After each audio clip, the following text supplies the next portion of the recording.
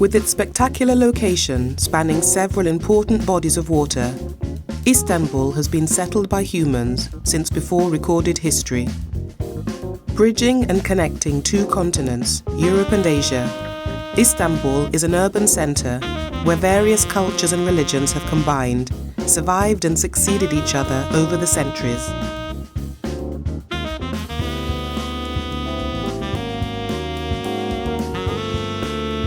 Any visit to Istanbul would not be complete without the traditional yet unforgettable boat excursion up the Bosphorus, the winding strait that separates Europe and Asia.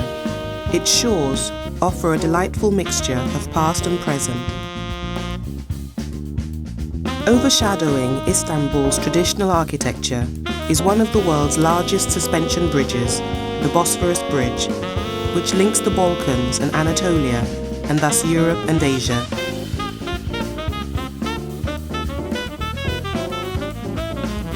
The dream to create a suspension bridge between the two continents started a long time ago.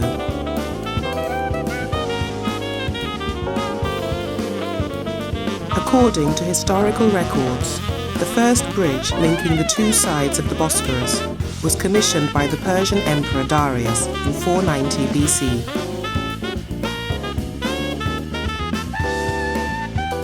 The Bosphorus is one of the most popular parts of Istanbul among its inhabitants. Its shores are lined with fine neighbourhoods, Ottoman palaces, old wooden villas, hotels, parks and gardens, mosques and fortresses.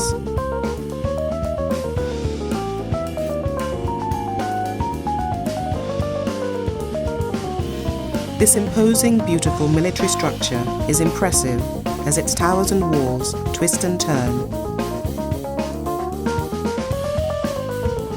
Bosphorus comes from a Thracian word which means passage of the cow, deriving from the legend of Io, who was one of Zeus's many lovers. When Hera, Zeus's wife, suspected her husband of being involved in a love affair with Io, Zeus converted Io into a small cow and tried to send her far away from Hera's rage. But Hera discovered her and sent big flies after the cow to bite and pester her.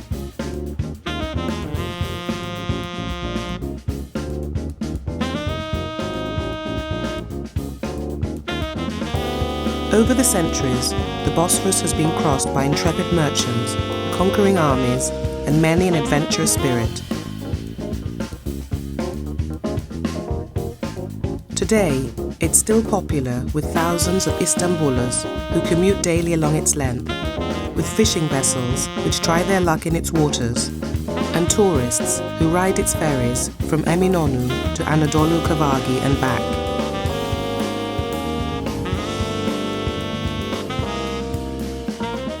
The shores of the Bosphorus offer a delightful mixture of past and present, grand splendour and simple beauty. Modern hotels stand next to Yali, shorefront wooden villas and marble palaces alongside rustic stone fortresses, and elegant compounds neighbour small fishing villages. During the time of the Ottoman Empire, the residents of the Bosphorus consisted solely of fishermen, boatsmen and gardeners.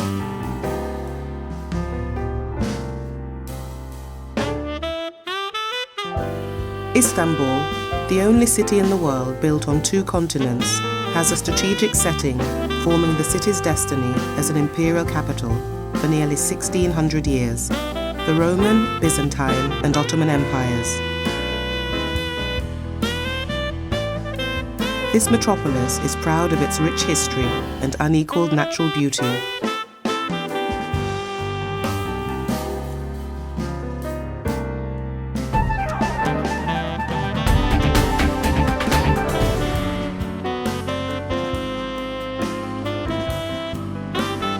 Galata is on the European side of Istanbul, both geographically and culturally.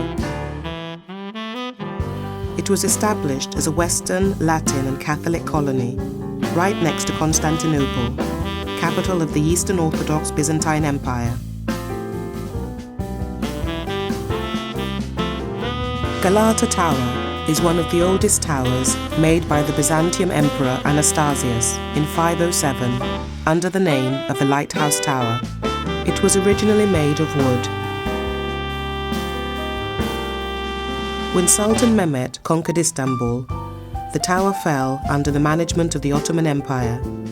In the 15th century, the tower was used as a dungeon, and in the 16th century as a fire tower.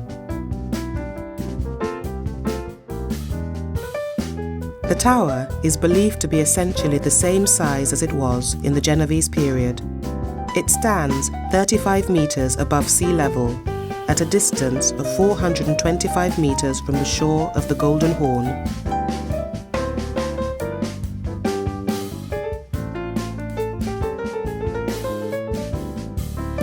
One of the matters to be dealt with first by Mehmet the Conqueror was to meet the city's running water requirements. Piping water from springs and constructing fountains were regarded as amongst the most honourable acts of charity, and no charge was made for using the water.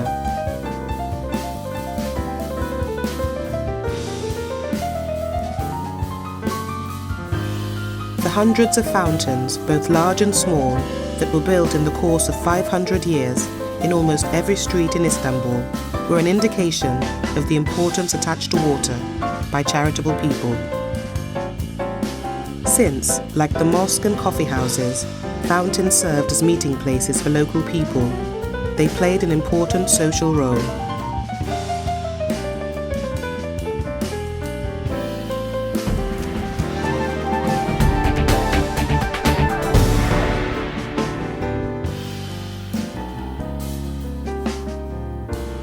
Life in Istanbul is better witnessed nowhere than by spending some time on one of the city's major arteries. Istiklal Avenue is one of Istanbul's most famous streets.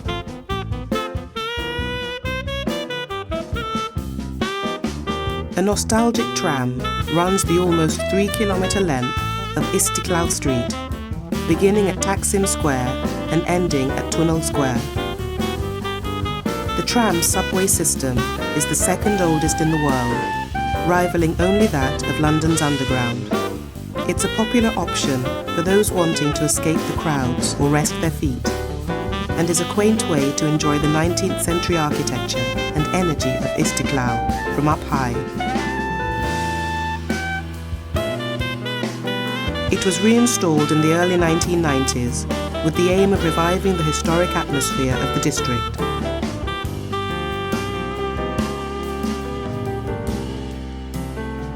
The city of Istanbul has two completely separate heritage tram systems, one on the European side, another on the Asian side.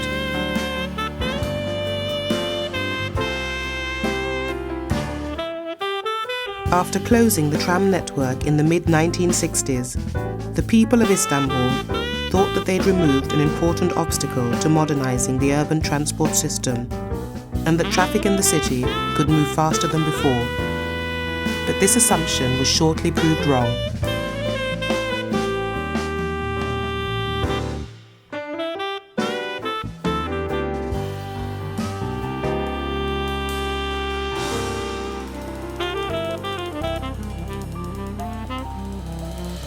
During the Ottoman period, this avenue was called Kade-i-Kabir, or Grand Avenue, and was a popular spot for Ottoman intellectuals.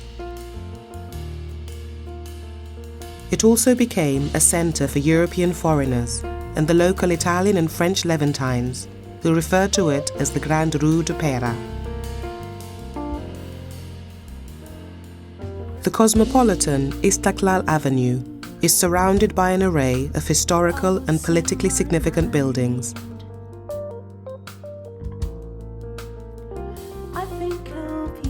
The street's atmosphere changes according to the time of day and the day of the week, though it almost always ensures an assault on the senses that will leave an indelible impression of a dynamic and vibrant street culture.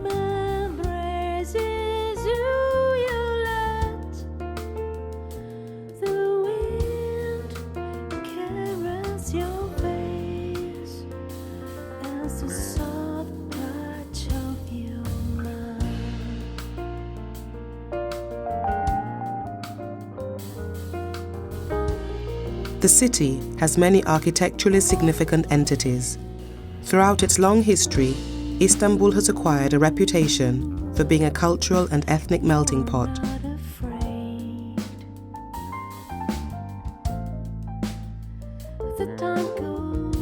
Starting from the early 19th century, the areas around Istiklal Avenue were filled with grandiose embassy buildings belonging to prominent European states, and rows of European, mostly neoclassical, and later Art Nouveau style buildings started to appear on both flanks of the avenue.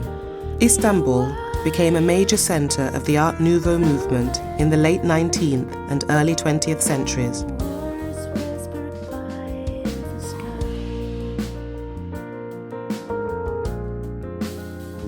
When a great fire destroyed about 3,000 buildings in Beyoğlu in the Pera district, it created a sort of opportunity. The area, thus emptied, was in a short time covered with Art Nouveau apartments.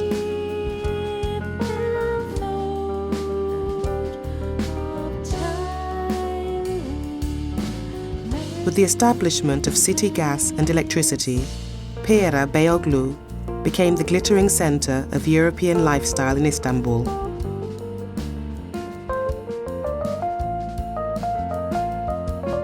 The Citè de Pera was to be the Ottoman Empire's best, a monument that even Paris would be proud of. The site can be described as a miniature version of the famous Galleria in Milan in Italy.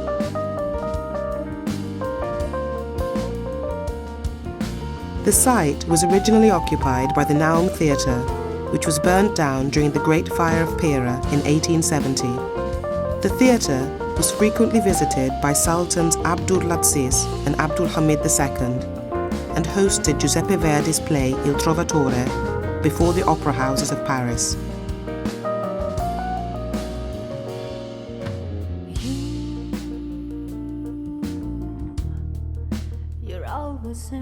In 1908, the Citè de Pera was called Ciçek Pasaje because the building was purchased by the Grand Vizier Ciçek Pasaje. In the early 20s, the passageway hosted white Russian women selling flowers. They were the noble Russians exiled from Russia after the revolution in 1917. Starting from the 1940s, more and more pubs, winehouses and taverns opened their doors in the Ciçek Pasaje, which gradually made the florists and residents of the flats move out.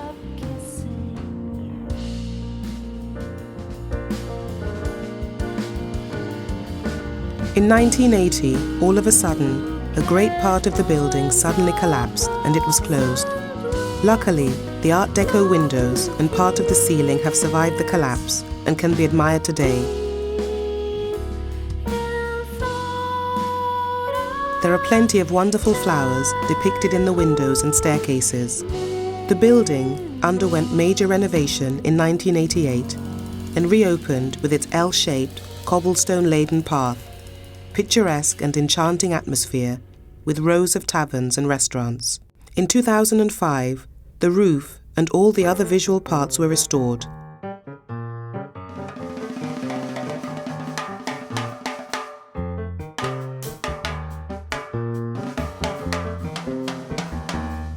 Next to the flower market is Balik Bazaar, which means fish market, an ideal place to try traditional Turkish food. The grand covered bazaar, Balik Bazaar, houses underneath its canopies the finest fish that Turkey has to offer, along with exotic spices, fruits, vegetables, and even jewelry. Over the centuries, while people lived on the shores of the Bosphorus, dozens of world cuisines have met here. Greek olive oil and Roman baking, Slavic honey and Arabic sweets, Persian cheese, Seljuk meat products, and Ottoman dishes. This mix gave rise to one of the three best cuisines in the world, Turkish cuisine.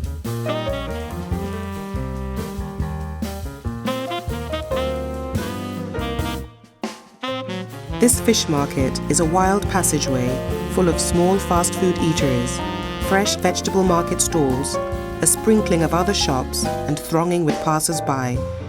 Heavily scented by wafting spices and sizzling mussels and other fish, blazing in colour and displaying a curious accumulation of foodstuffs, make it altogether an interesting walk.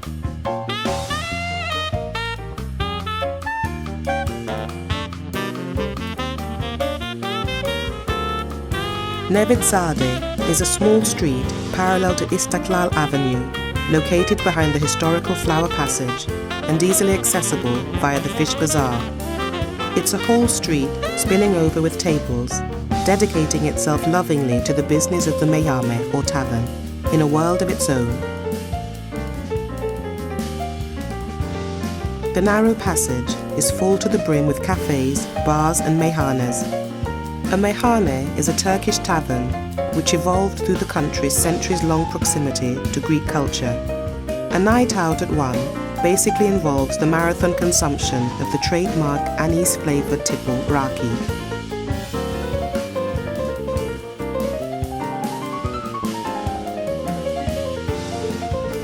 Another way to visit the city is to use the tunnel, a short underground railway line or funicular with 2 stations which connects 2 of the city's neighbourhoods.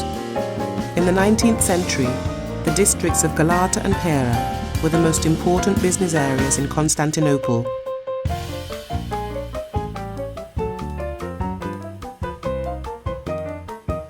The 2 districts were connected by a network of extremely narrow and steep streets, impossible to circulate by vehicle.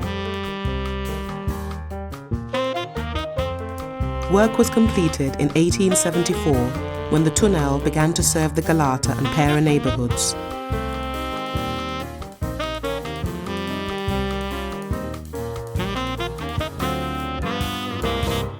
The government bought the tunnel establishments in 1939. The tunnel turned electric in 1971 and it took on its final state. In the same year, the original wooden cars were finally replaced by metal ones. Making 64,800 trips, totaling more than 37,000 kilometers a year, the tunnel carries 15,000 passengers per day with its 2 wagons on the line of Karaköy to Tunnel.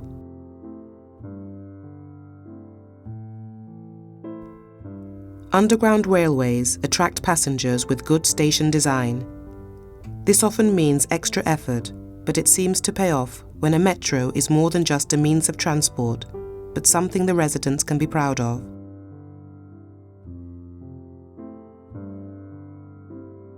Subway lines are networks with grand architecture and design from Art Deco to modernist, to futuristic, or just passenger-friendly and beautiful underground stations.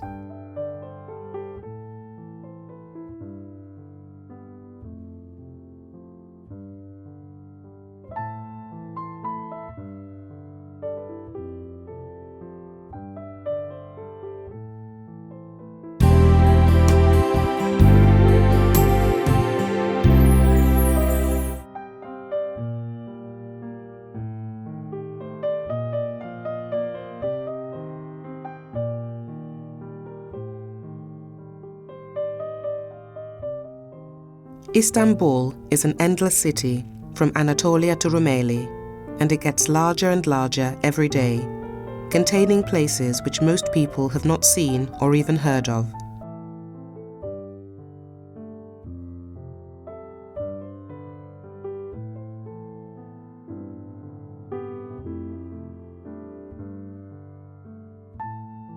Istanbul is the Bosphorus. It's the historical peninsula.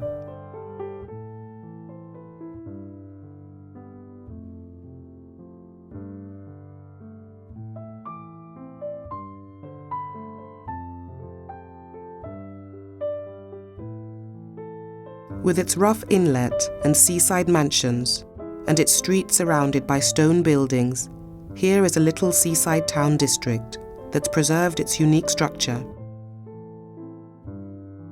Colourful houses and the promenade near the Galata Bridge are favourite places for Istanbul's residents.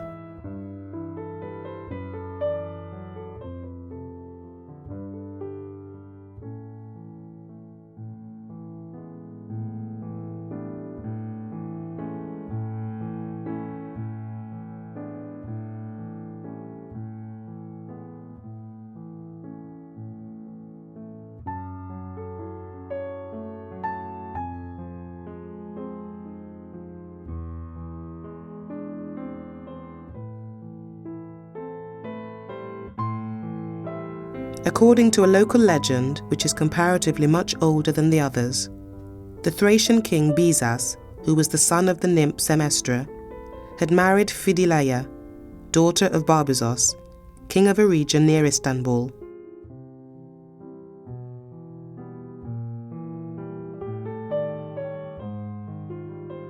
It was this woman who's said to have founded Byzantium, or Istanbul.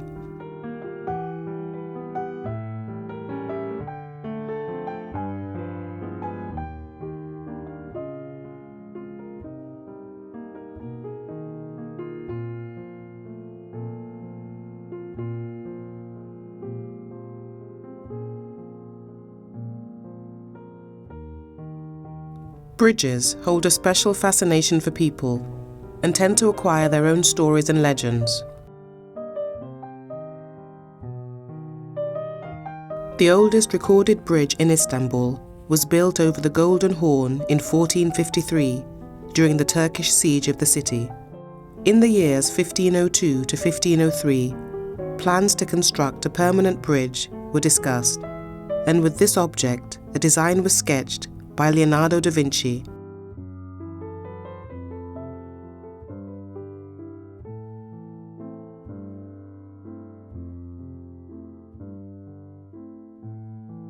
However, technical drawbacks made it impossible to realize this project, and another Italian artist, Michelangelo, was invited to design a bridge for Istanbul. Michelangelo rejected the proposal, and the idea of building a bridge here was shelved until the 19th century.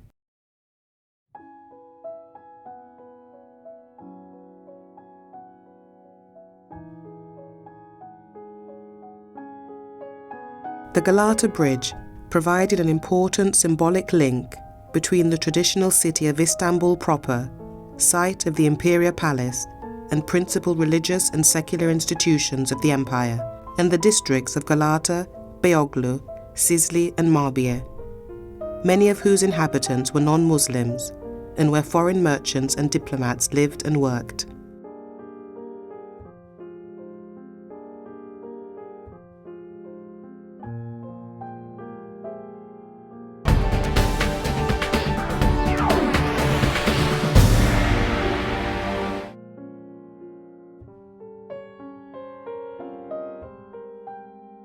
The area in Sulthanamet Square has long been the centre of the various civilizations which ruled Istanbul. During the Roman and Byzantine eras, it was used as a hippodrome, while under the Ottoman Empire, it was an equestrian square.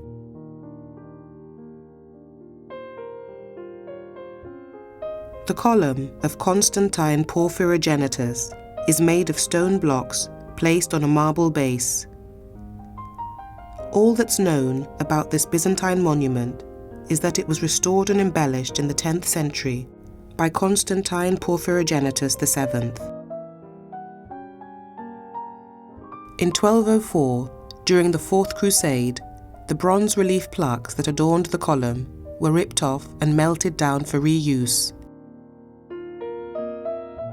The bottom of the pit approximately indicates the original level of the hippodrome.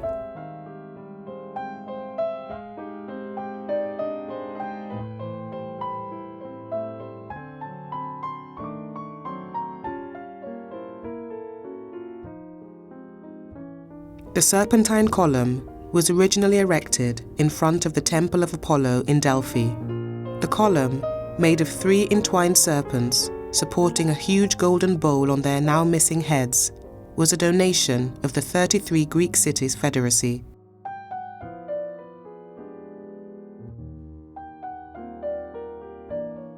The column is thought to have been brought by Constantine I in the 4th century AD.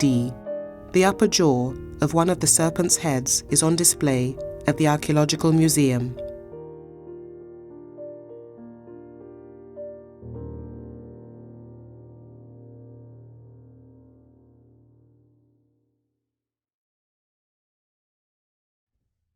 The obelisk was erected by the pharaoh Thutmosis III in the year 1450 BC in Egypt to commemorate his victories in Asia. It's known that a ship was built upon the commissioning of Justinianus to the Alexandrians to carry the obelisk to Istanbul.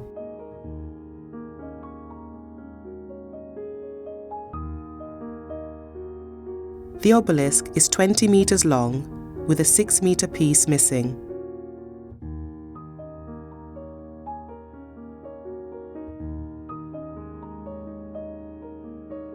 It rests on 4 bronze blocks on a 6-meter-high marble base.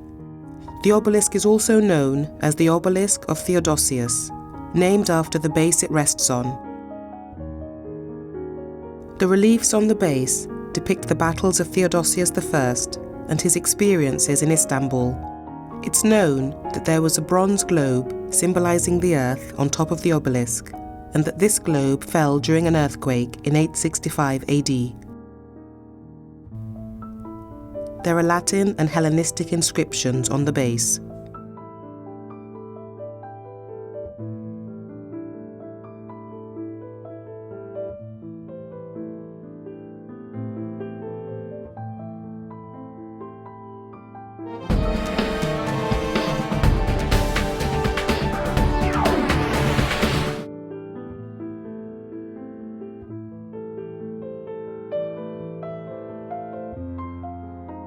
The Blue Mosque, one of Istanbul's most important monuments, immediately astounds every visitor to the city. Located directly opposite the Hagia Sophia Museum, the mosque takes its name from Sulthanamet Square. It's the most important of the mosques built as an endowment to the city during the Ottoman Empire.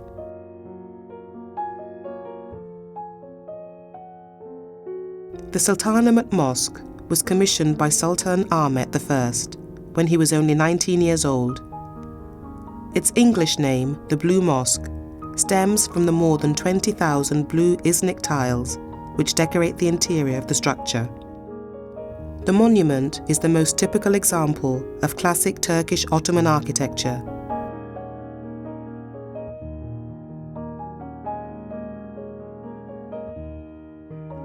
The mosque was designed by the architect Mehmet Aga, whose unfortunate predecessor was found wanting and thus executed. Sultan Ahmed was so anxious for his magnificent creation to be completed that he often personally assisted in the construction work. He died just a year after the completion of his masterpiece, at the age of 27. Turkish architecture reached its peak during the Ottoman period. Beside the mosque, there were soup kitchens, theological schools, hospitals, Turkish baths and tombs. During the classical period, mosque plans changed to include an inner and outer courtyard. The inner courtyard and the mosque were inseparable.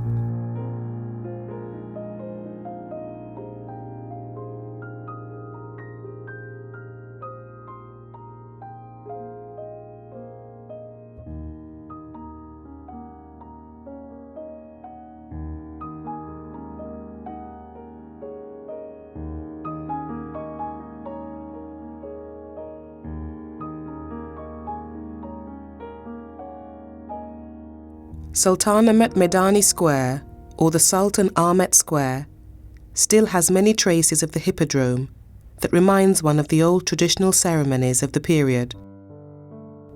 Sulthanamet, which means Hippodrome, the heart of Istanbul, has a rich, interesting and varied history to boast. During its peak glory, the Hippodrome was adorned with a huge collection of historical monuments and trophies that were either made by skilled artisans of the city or brought from different corners of the Ottoman Empire. Seeing people enjoying their Sunday afternoons on the calm, lush green lawns of the Hippodrome, it's quite difficult to believe that this is the same place where numerous royal celebrations, chariot races, and deadly massacres took place many centuries ago. The fact that the favourite pastimes of the people in ancient times were chariot racing and horse racing made hippodromes a peculiar and prominent feature of almost all the Greek cities in the Byzantine, Roman, and even the Hellenistic periods.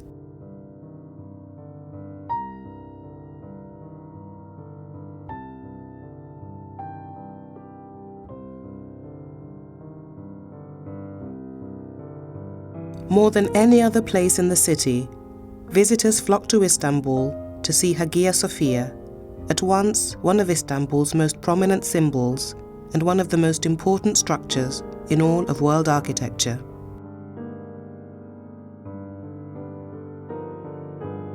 Although its original name was indeed Hagia Sophia, it's often mistakenly thought that it was named after Saint Sophia.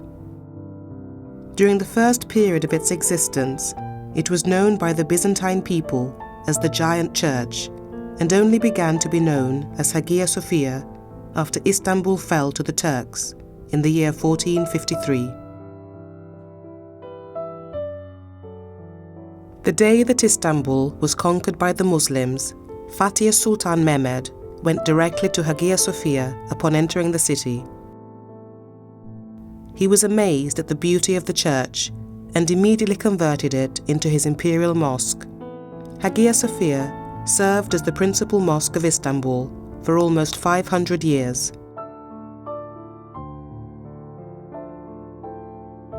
The Hagia Sophia has a classical basilica plan.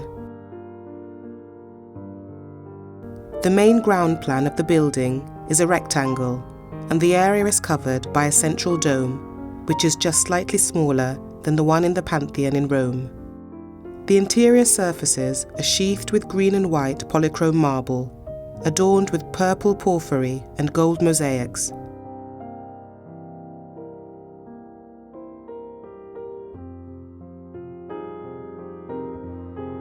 With its massive dome, 40 windows, 100 square metre columns, impressive history, and beautifully restored architecture, the Church of Hagia Sophia is without a doubt one of Istanbul's most magnificent treasures. The gallery level is adorned with several splendid Byzantine mosaics. The frieze and its vaults are adorned with mosaics with geometric motifs and crosses on a gold background. This beautiful apse mosaic depicting the enthroned Virgin and Child is the oldest of the surviving mosaics. The beautiful marble structure in the apse is the mihrab. A mihrab is usually a niche set into the middle of the Qibla wall of a building in order to indicate the direction of Mecca. The round structure in the background is the 16th century Sultan's Lodge.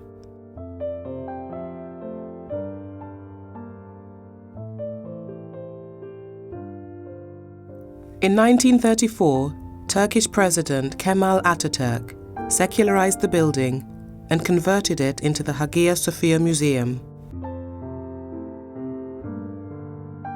It's Istanbul's most popular attraction and still continues to awe all who enter it.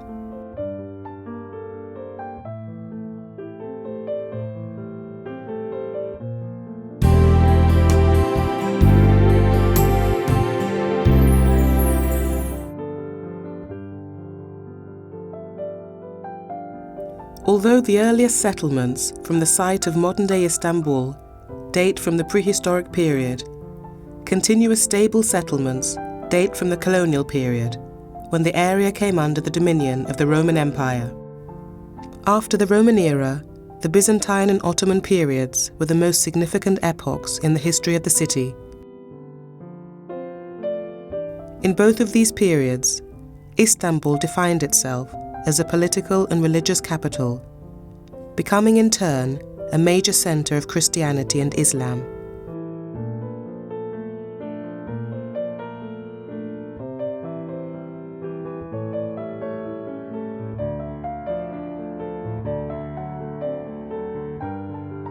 Topkapi Palace is the biggest and one of the most popular sites to visit in Istanbul.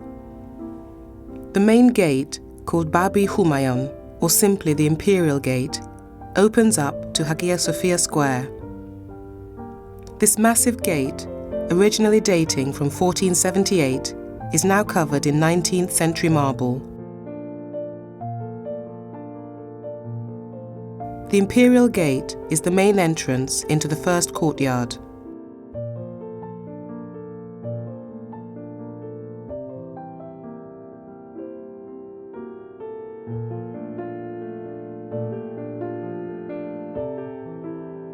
The sheer size of this stone gate accentuates its defensive character, while its central arch leads to a high-domed passage.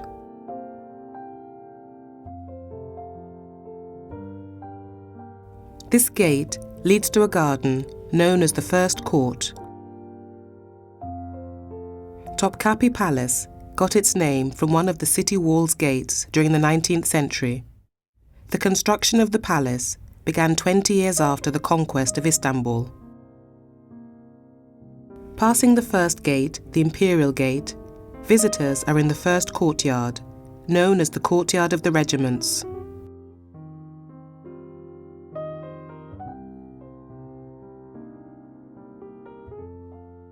Here, there's a pleasant park, some ruins and columns from the Byzantine period, and a 6th century Hagia Irene church, which is occasionally used for some concerts and art exhibitions. Topkapi Palace is surrounded by high walls. During their 400 years of reign at Topkapi, each sultan added a different section or hall to the palace, in accordance with his tastes or the needs of the time. The second gate has 2 guard towers and is called the Gate of Salutation, because everybody had to salute the Sultan before going through.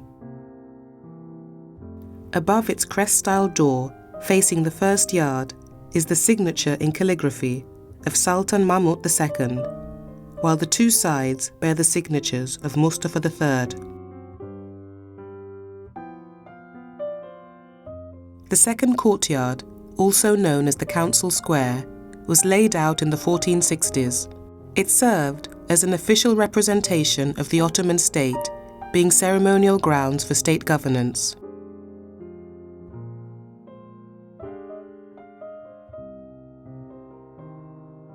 A land wall or fortress, 2.5 kilometers in length, was built around this core, forming an expansive outer garden where kiosks were built, with views of the city and waters.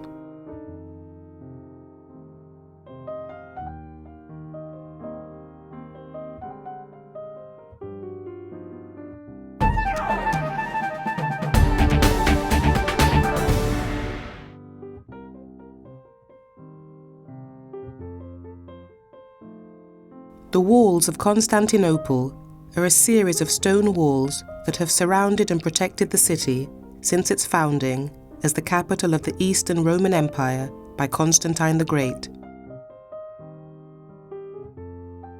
With numerous additions and modifications during their history, they're one of the greatest and most complex fortification systems ever built. As the city grew, the walls were expanded, and the famous double line of the Theodosian walls was built in the 5th century.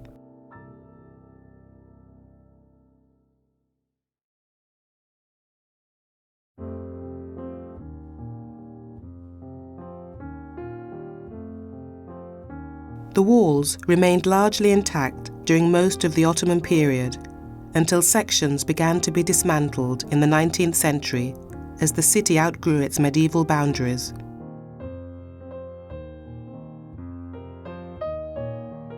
Despite the subsequent lack of maintenance, many parts of the wall survived and are still standing today.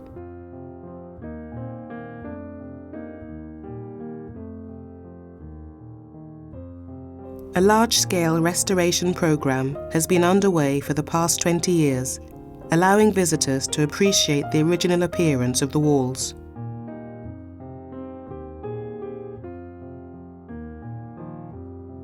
Along the Theodosian walls, there were 10 main gates, 5 of which were used for military purposes, and the rest were just public entryways. There were also some minor entryways and small posterns that provided access to the city. The Mevlevihan Gate was known in ancient times as the Gate of Rhegium. The Byzantine wall was divided into 3 sections: the Marmara Sea walls, the Golden Horn walls, and the land walls. The walls had over 300 large towers for its defense, and about 55 gates giving access to the city.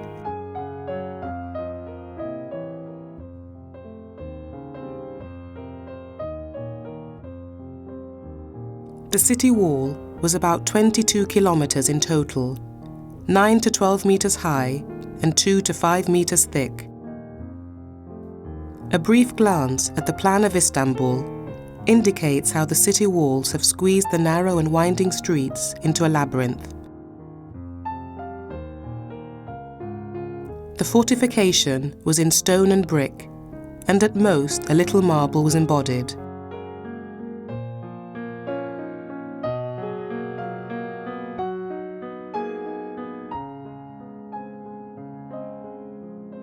The sober beauty seeks not beauty but efficacy. Their red and white lines have merged with the concrete.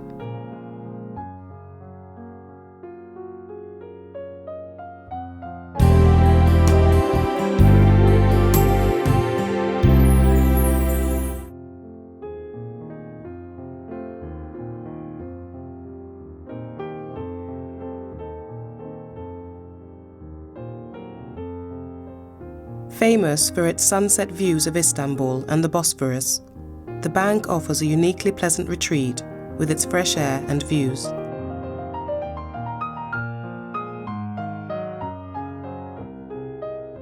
The experience of the sun going down over the shimmering waters of Istanbul's magnificent Bosphorus by night has a unique atmosphere.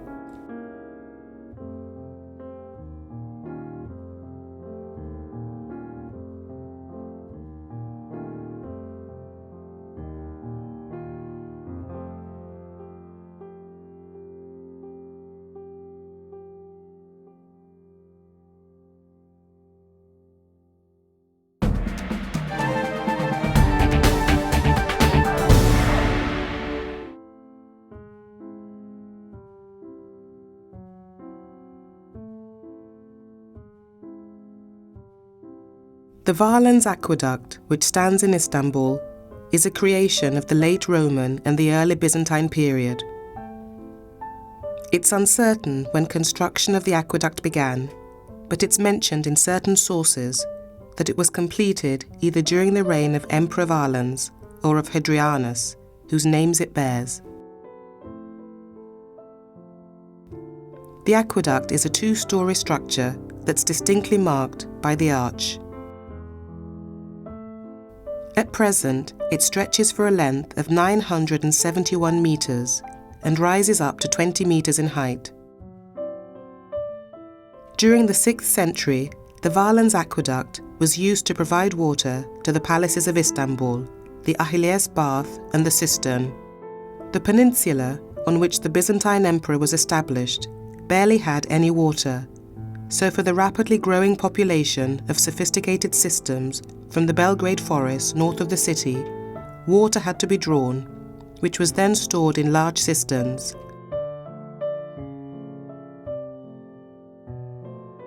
The Valens Aqueduct, in addition to the Yerebaten cistern, are a reminder of the engineering achievements of the Byzantines.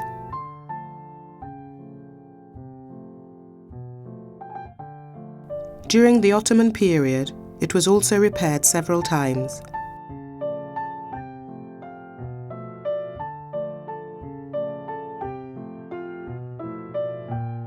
These restoration works made a sufficient impact on the ability of the Valens Aqueduct to survive to the present day.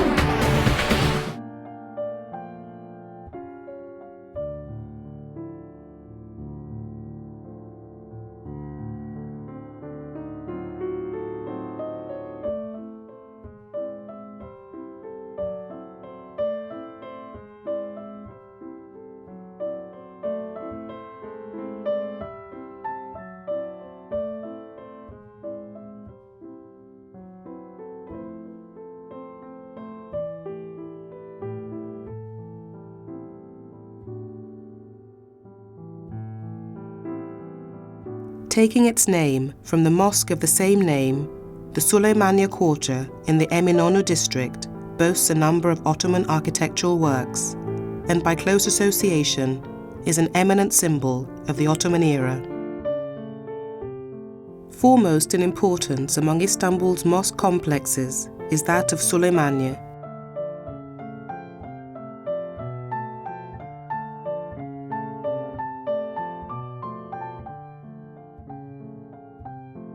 The mosque complex of Süleymaniye was the work of imperial architect Sinan, perhaps the most gifted architect of the Ottoman era.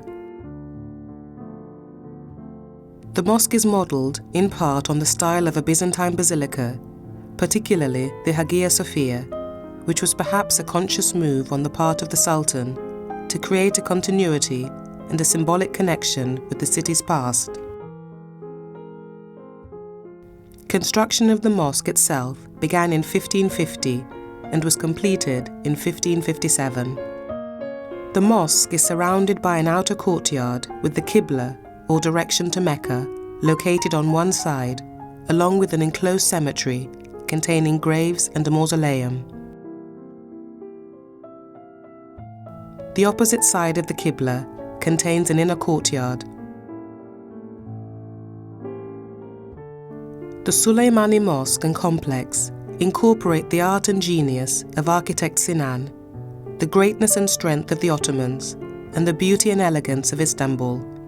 Because the great Ottoman architect Sinan had also worked on the Hagia Sophia, he became intimately familiar with its form and structure, thus it's not surprising that it exercised a significant influence on much of his work.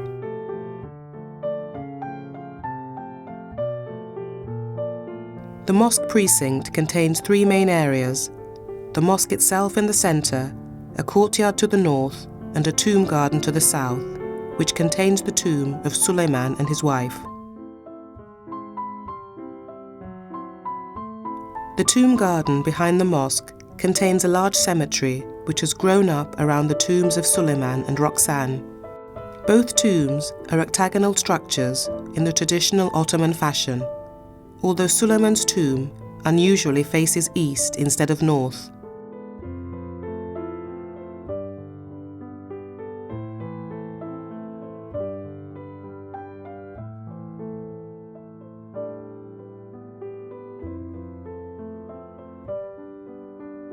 Byzantine architecture was of crucial importance to the development of early Islamic architecture, and later the architecture of the Ottoman Empire.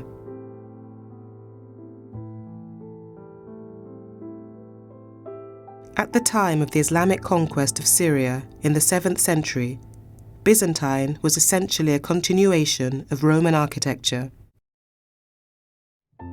There were, however, a few major differences, the most significant of which was the massive church-building campaign of Justinian in the 6th century, which made Christianity the central focus of architecture.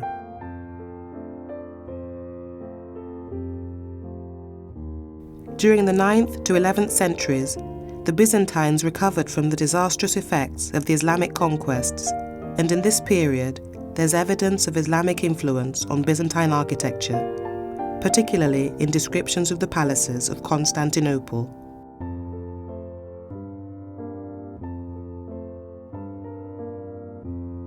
The four minarets stand in the four corners of the courtyard.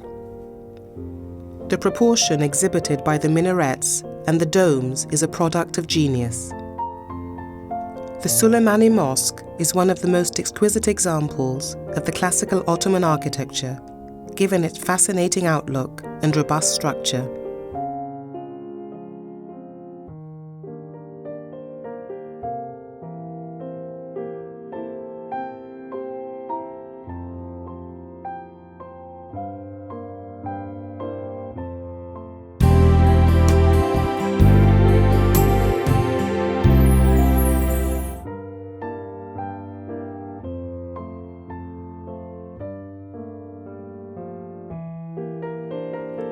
Throughout its history, Istanbul has always been an important city. From the earliest days of human settlement here, commerce was an important part of the city's livelihood and its bazaars were filled with all kinds of items to be bought and sold, as well as buyers and sellers from all over the known world.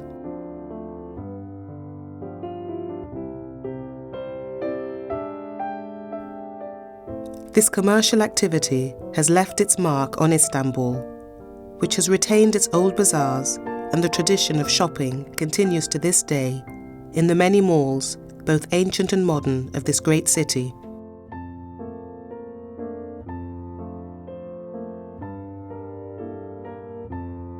Istanbul's Grand Bazaar is one of the largest covered markets in the world. Today, the bazaar covers an area of approximately 31,000 square meters, with its 3,000 to 4,000 shops, 17 inns, 61 streets, over 20,000 employees, 4 fountains, 10 wells, 2 mosques, many cafes and restaurants, exchange offices, police station, and 22 gates. The bazaar, which is located next to the first Ottoman palace, built by Mehmet the Conqueror in Beyazıt, was originally intended to house shops that provided a safe place for merchants and the wealthy people to deposit precious stones and other valuables.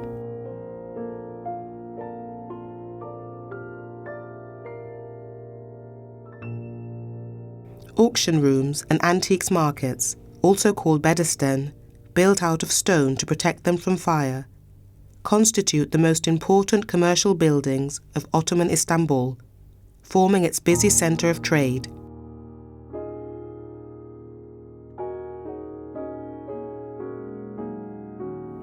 Artisans from various vocational groups have sold their handicrafts on the streets of the Grand Bazaar for centuries. Long ago, a number of commercial rules were strictly enforced, and as a result, the streets of the covered bazaar were named after the various vocations to which they were devoted.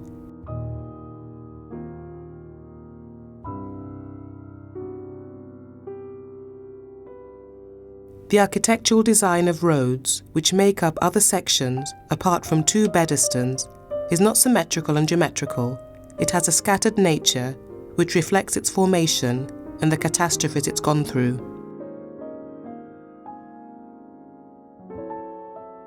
In this way, it stays away from the closed bazaar style of the West and has the character of an Eastern bazaar.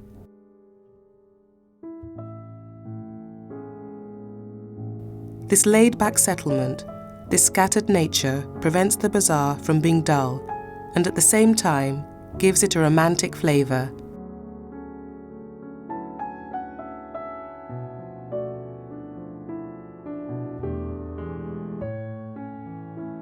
The very word bazaar conjures images of old stalls, interesting curios, haggling customers, and a circus atmosphere. But Istanbul has its share of modern malls and boutiques, where visitors can find high-end designer fashions.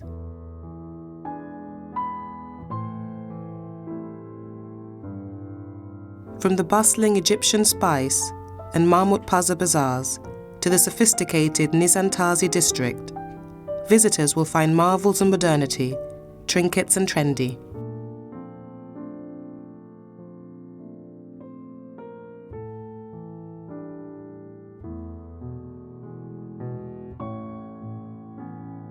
Grand Bazaar is a place which keeps lots of vanishing professions alive with their unique culture. It's the world's oldest, biggest bazaar, where the most variable products are exhibited.